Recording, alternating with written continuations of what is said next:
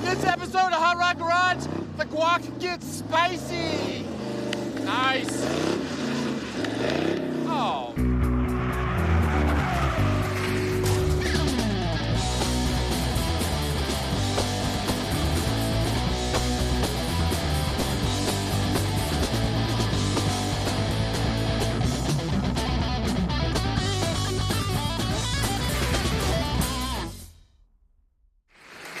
Welcome back to Hot Rod Garage. I'm Tony Angelo. This is my buddy, Lucky Costa. Nice to meet you, buddy. Boom. We are back in our Los Angeles shop together for the rest of the year. Rest of the year? Rest of the year. Nice. I'm excited. You know, it's nice that we're in the same place, making the same show. But we're gonna focus on first is this 1929, right? Ish. T-bucket. Oh, have you formerly met the Guac? Guac and Roll? This is Tony, Guac and Roll. Yes, this is the last car that we worked on together sort of before the pandemic and everything. Exactly, we started this project together. We started together, but we finished it separately. Says you. They know, they saw you here. The light's yellow, but I'm going for it. Hell yeah. We did a lot of very high production stuff at MotorTrend, right? It's green screen, special effects, craziness. You know, that was actually a stunt double. He seemed pretty smart. Yeah, he was cool. Anyway, so this car drove, ish. We put ish on the end of a lot of stuff on the story, yeah. What this car did was make it a block at a time, 3 or 4 times. It was like 1.2 blocks. It has points. Points are everything that open and close inside the distributor instead of an electronic module. You have to run less than 12 volts to points, otherwise they burn up like welding. I think it takes about 1.25 blocks to eat up a set of points. At which point you got to get out, clean it up, fire it back up, start again. The distributor is done. Yeah. Ride's terrible. Minimal steering. The back's terrible. No ride in the back. You know, I'm a glutton for punishment. Let me see how bad this thing is. It's gonna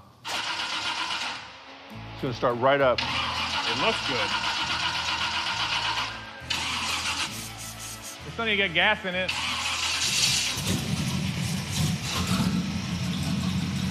Oh, yes. No brakes, and this thing shifts for hell. All right.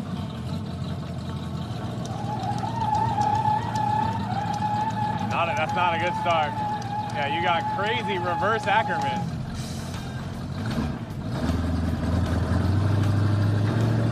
Dude, that's second gear. Yeah. The first time I've had second gear.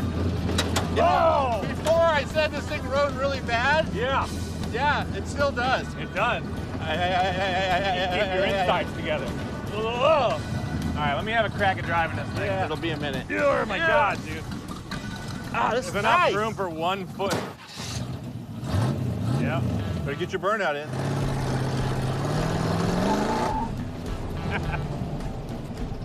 Whoa. It's like driving my big wheel as a kid. Feels like more like a hippity hop, though. It only goes down 1 gear. Yeah, that might be all you got. Yeah, kind of like a car. And scene. First of all, before you say anything, we left, we made it back. This is a success. Boom. All right, that's it for this episode of Hot Rod Garage. Technically, this car goes, turns, and stops. It does all of those things very badly. You can't hammer on the gas. Oh, okay, nothing you just said Front steer is is dishonest. whack. Really hurt my back going over bumps. Well, that's your back. Yeah, how did your back feel? It hurts too, yeah. Yeah, we've got some work to do. Obviously, we're gonna make it steer better. We're gonna make it ride better. We're gonna make it run better. And that'll probably take the whole week. The biggest thing is gonna be this front end. So let's tear into that and see what's up. Honestly, by tear in, I hope you mean tear off. So watch, here's the deal. Ackerman is when the inside wheel turns more than the outside wheel because you're on 2 different size arcs. So you're riding on 2 different size circles in the car. This one's smaller, so this wheel should turn more. If you look, the outside wheel catches up, and then right there, it takes it over, and now it has anti-Ackerman. When it goes limp like that, that's over-centering. That means no longer are we acting on the steering arm in a side-to-side fashion, and we've gone all the way till it's got no control over it. The main issue with the front lack of travel is that they did a deeply modified front cross member where the spring sits all the way up in the pocket. The problem is it's lowered so much that it's to the top of the frame. This is ride height-ish. It's actually worse at ride height. It's just the frame sitting on the springs. So essentially there's no travel here, which is our big problem. And no structure. They hacked the frame to bits, so we're gonna have to box it back together. I got from Speedway this drop cross member, so we can knock that cross member out, patch the frame back together. So we'll figure it out. Well, the cool part, we can repair the frame, move the spring out of the frame interference area. Yeah, exactly. And that will have the structure and the ride. The downside is it will be a little bit higher. taller. All right, so plan of attack is deal with this front cross member and spring first, and then we can deal with the steering stuff we're gonna have to do. Start cutting stuff up. Oh, yeah. Count me in. All right. Just drain all the fluids, pull the radiator, snatch off front suspension. This thing's heavy, dude. It is. Down to the friend zone. That's within 2 or 3 feet of the ground when this all goes south. Too much more than 2 or 3 feet south.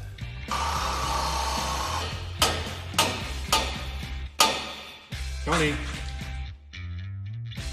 All right, well, this looks terrifying. They cut it and like splay it apart and try to use it. What we're gonna do now is rebuild and rebox a bunch of this frame. And we decided to just hack the whole end of the frame rail off just because it's such an absolute unmitigated disaster. There's a lot of big words right there. This car broke with lots of bad stuff, and it is hackism. This is a cradle for the spring from left to right, which used to be about here. Yep. So they put this box on top of it, which raised the cradle for the spring. Then discovered that the frame horns that used to be here were hitting the spring. The correct thing to do would be cobble out a big chunk of safety. And then do that and realize the car was bending in half, so then they put this gusset on the front and cut it a little bit less, and the whole thing is a disaster. And I think we'll just get a nice, big, beefy piece of box tube in here and just cut all this trash out of the way. So anytime you cut part of your car apart, and it's a structural part, you should put in some support metal and tack it in to keep the dimensions intact. Like a bar here tacked in before you cut this apart might have been smart. All right, so we decided we have to replace a section of that frame rail because it's such a disaster. And what we're gonna do is just use some 2x3-inch box tube, which is very close to the size of the frame. But because we want something to slide inside of it, we can plug weld all around it to make sure it's super strong. Lucky took a piece of 2x3, cut a 1/4 inch out of it. I'm gonna weld it back together smaller, so it's gonna slide inside that frame rail and inside our pipe as well. Yeah, that's the one. That's the one. Oh, yeah. Oh, yeah. This is gonna be wicked good.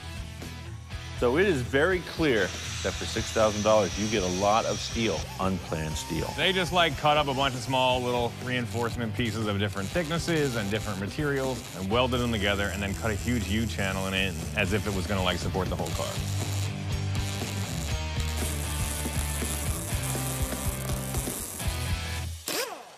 Okay, so this is the final version of our frame repair solution, just to fix all the hackery that was done here before. We've got really upgraded and advanced hackery here. We've got 2 different sizes of rectangular tube, narrowed one, shortened the other. This was 2x3, this was 2x4. So what we're gonna do is slide this insert piece into the frame rail. We've got a bunch of holes drilled here that we can plug weld.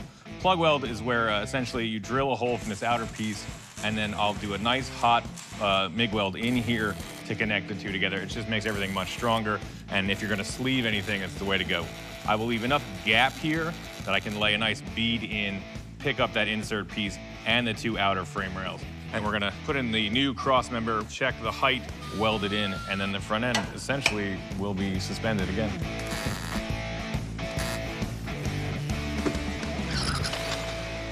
Dude, it's got a little gasser flavor. I like it. We've got the front end back together. All the frame repair is done. I feel really good about it. It's still very low, but it has, you know, a ton more travel than before. So that's where I'm happy. We're gonna make the back suspension work as well. We're gonna play with the steering, and then we're gonna make this thing run and the engine look a ton better. So a couple more days cranking, and this thing should be a lot more fun to drive and a lot more fun to look at. Let's let her dry. Tech tip. You want to go home early? Paint something. Paint something, yeah. All right, now we've got our front suspension and frame repairs all sorted out. We're gonna deal with the steering on this car.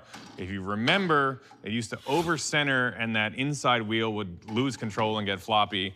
So what we're gonna do is run a different steering arm on here. And what's nice is you can see these don't drop down nearly as far. They're longer and they're straighter, so that if we wind up hitting something on the street, it's not the steering linkage, which would immediately fold up, point the wheels together, and kill us both. They call it suicide for a reason. Yes, so these are just bolt-on steering arms. There's a ton of different styles. Some of them pick up the steering input all at once and then give you an arm. Some of them go forward or back, have less Ackerman, more Ackerman. They're pretty affordable. You can buy a couple different sets. And that's what we did. So this is a new arm we're gonna bolt in. These are just bolt-in pieces, so it's really easy to change these out. Essentially, you're just gonna find something that works for your geometry. I prefer a locking nut over a lock washer on this. Says you. It's a power tool. I'm authorized. This will be up here. It fits nicely, don't it? How much travel is that? More than enough, because we're loaded up right now. All right, so we've got our arms up, and the steering link across is now on the backside, which is much safer. And it's between the trailing arm and the frame, and it seems to be happy there. But you can tell right now already, it does not oversteer on this side, and this is what it was doing. This would be laying into the frame right now. Everything looks good. We'll give it a quick alignment and run it through left and right and just make sure it looks better and that we're happy with the Ackerman. All right, here we go. Wait, what? Okay, I'm into the arm here. That's good. It's pretty true steering, but it's better than anti-Ackerman. Nobody likes an Ackerman. And this has a little more turn. That's Ackerman. All right, rock and roll. Let's move on to the back end. Steering is fixed.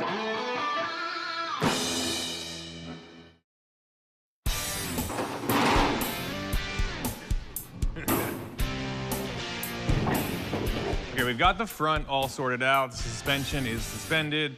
Now we're in the back of the car, and essentially it rides around like a Rickshaw. rickshaw. I did all the hard twisting. That's heavy. That's a heavy piece right there. Okay, so we have eliminated this cross member that had the transverse leaf in it, so we're gonna replace that with new coilover shocks, which are shock spring combos, where we can throw on different springs very easily and get the dial in exactly the right height.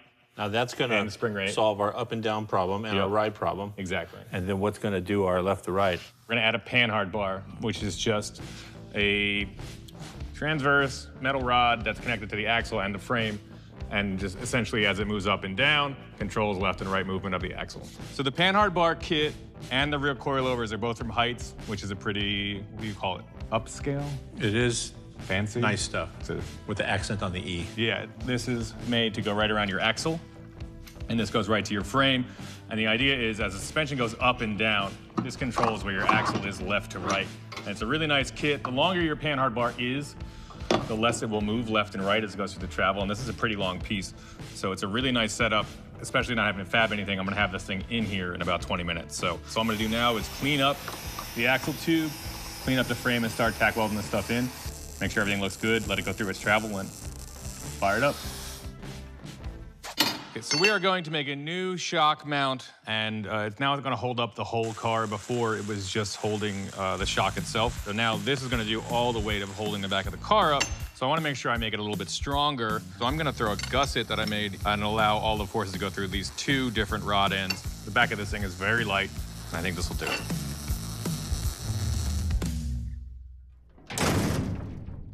So we fitted the upper cross member. It's all ground and cleaned and prepped and ready to be welded in. But we just clamped it in because we may be moving it forward or back. Made a couple of gussets for the upper shock mount and lower shock mount. In addition to that, put a fill plate in the lower control arms. Now we're gonna set stuff in. Normally, this is where you do all the measuring. This is Hot Rod Garage. We're not measuring. We're gonna hold these up to where they look good, tack them, duplicate the other side, and then this thing's going back on the ground. We are gonna measure it. What are you talking about? You can measure I it. will measure You can measure it if I you will want. measure I'm it. not measuring nothing.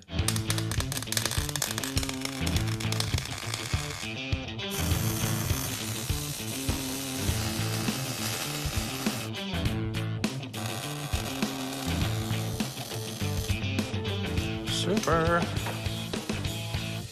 This turned out awesome. So we replaced the transverse leaf that was, again, supporting the car. It was the spring, but also sort of controlling left and right movement. So we've separated those two tasks now. Left and right is controlled by a panhard bar, which is awesome. And shock and spring duties holding the car up and controlling that up and down motion are these sweet Heights coilovers. And honestly, this turned out sick. This car might actually be worth driving pretty soon. Let's put the tires on. Where are they? Anytime you do something like this, number one, always got to remember it's very serious. put it on the ground, and jump up and down on it, because it's super fun. Yeah, yeah. But Science. do it safely. Do it for science. We have touchdown. Look at that. Oh, that springs. Oh, they're working. It's working Look how right level now. that panhard bar is. Who made this thing? Look at that. You can ride in there all day. Did you want to be in the front or the back? The back, right? Okay, because it's business in the front, and apparently it's party in the back. Sounds good. Woo! We are geniuses. Incredible. What we need to do is make this car run better and look cooler, and we're gonna do that with a couple sweet engine upgrades. Jump.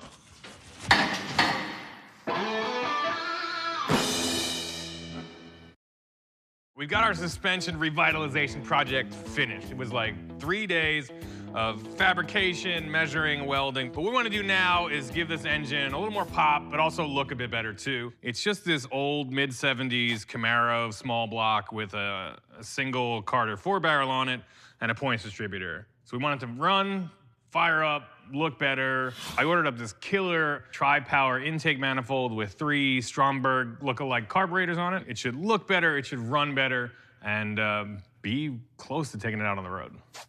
Okay, so all together, this is 3 2-barrel carburetors, even though it looks like 3 1-barrel carburetors. This is a true progressive linkage. Basically, all the adjustments, idle, air, fuel, everything is done through the center carburetor, which is the primary. As you step on the gas, the only thing that moves is the primary right here. And as you roll further into it, the secondaries, which are the 2 outer carburetors, open up. So primary, idle, rev, drive around town. This is when it's time to melt rubber. Secondaries open.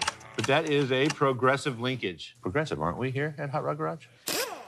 That old donkey compared to this beauty right here. Built that linkage on rock and roll. Whoa, dude. Got her.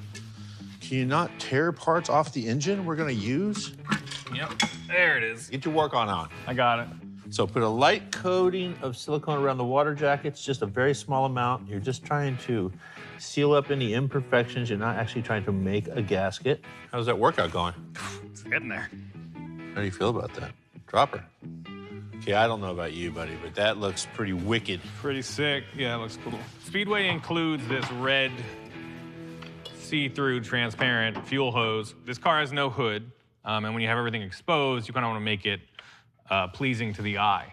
I've seen some really, guys get it crazy with like how nice they make everything look. We won't get so crazy, but it would be cool if it had some style to it.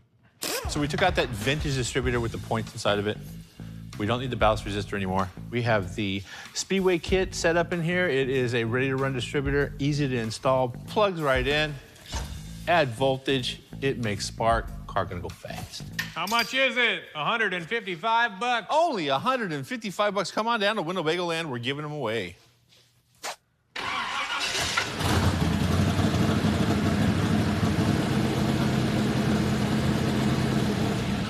That's in the ballpark for sure. Those other guys open up, that's when the fun happens. Oh yeah, those are the party bowls. Already fires up, idles, sounds awesome. Everything I've read is that these carburetors right out of the box should be very close. You just play with the idle and get the linkage right. Essentially, we're gonna spend a little bit of time buttoning this thing up, and then we're gonna take it out somewhere awesome and hit the streets. Wait, where are we going? Top secret. You'll have to find out.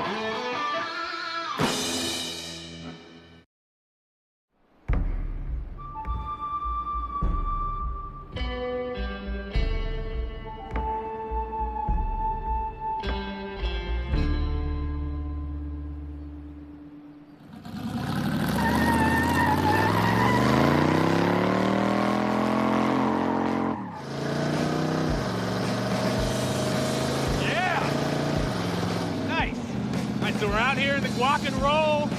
This car drives awesome. So far, so good. Awesome enough. It's a ton better. My back doesn't hurt yet. Lucky's behind the wheel. We just hit a bump. Woo! What is this thing? 27 body Model T on a 29-ish Model A frame we call our Guac and roll. Turned out sweet. Triple deuce. Carburetor setup is on there, running strong. Lucky got the timing dialed in. Our suspension is suspended. This feels good. We're going what feels like 85. Probably about 50. I mean, this thing is almost 100 years old, man. Yeah. I'm amazed, honestly. This is no joke at home. This is a ton better. Right there. So the big pedal on the right makes it go. And the other one, sometimes it makes it stop. I think you've accidentally built a car for your buddy Kevin Hart over here. I'm not the tallest guy in the world, but my goodness, my knees are in my neck. Your self-control there, buddy. Woo! Yeah, she's got some get-up. Yeah. Drives better. Look at the steering dialed in a little more. Carburetors feel pretty good. Yeah. And March meets at Famoso Raceway. We're going to check it out. It's an event that's going on for like the 50s. Like Team 59. And no, I wasn't around in 59. And it's a drag race, swap meet. It's a big party for a whole weekend. We're going to check it out.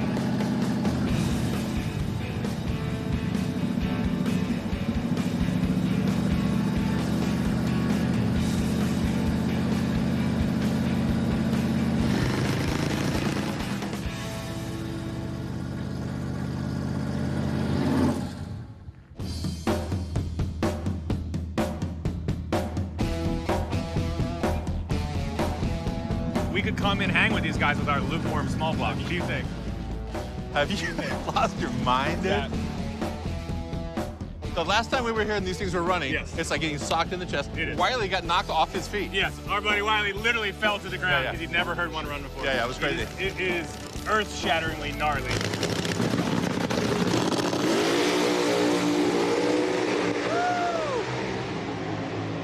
Holy hell. And they're a quarter of a mile away. These are Nitro Hemi funny cars and dragsters. They're all making thousands of horsepower each. They are bananas. Dude, let's talk. We're gonna check them Let's out. go. Let's go check it out.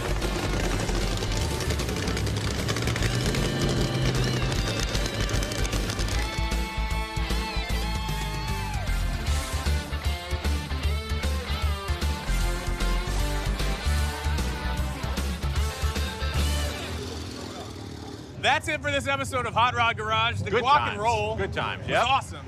It looks almost the same, but it's such a better car. It drives better.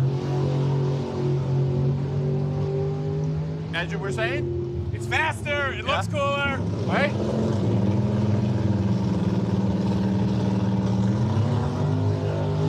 Thank you to everybody at Famoso. Let us crash the party here at March Meet. Shout out to all the Top Fuel funny cars that didn't want to have nothing to do with us Yeah, today. really, you're welcome. Yeah, You're welcome. We didn't come in exactly. here swinging. Yeah. Thanks to Heights for providing a bunch of dope stuff. Absolutely. And that's it for this episode. We will get back to this car and make it gnarlier at some point because it actually works now. Are you on social media? I am on social media. Who are you? Find me, Tangelo96 on Instagram. Are you? I am also. I am Mobile Tech Lucky, and we are Hot Rod Garage Show. Yep, on Facebook and Instagram. All right, that's it. See you guys next time.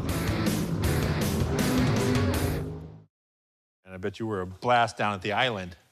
Coney Island. I don't even know what that means, but I like it. Throw it. This is the one, I'm better at the hammer throw. the Thor. Nice. You get the stuffed animal. Boom. I am the stuffed All animal. right, we get to go home now. And that's a wrap. Oh, one up by Tony. 20 feet up by Tony. Tony gets all the cotton candy.